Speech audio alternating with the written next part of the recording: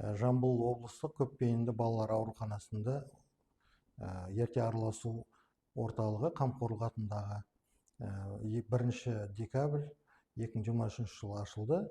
Бізде физиотерапиялық ем, бірнеше емдердің түрлері қолданылады. Оның ішінде бізде ерекше айтып кететін бұл шунгит комнатасы болып табылады.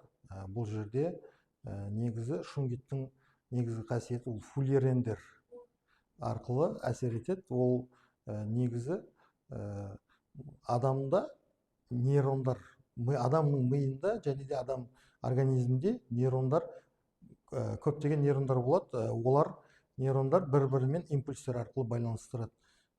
Және де ол импульстар бір-бірімен байланысу арқылы байланысқан кезде жаңағы оған бізді қоршаған биомагниттік поле әсер етеді.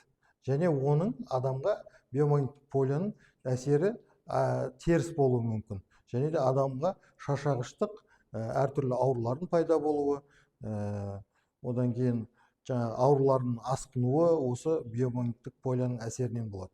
Ал бұл шунгит комнатасы, осы шунгит тастары ол биомагниттік поленің әсерін өзіне тартып алады және де баяулатады, және де жояды деуге болады.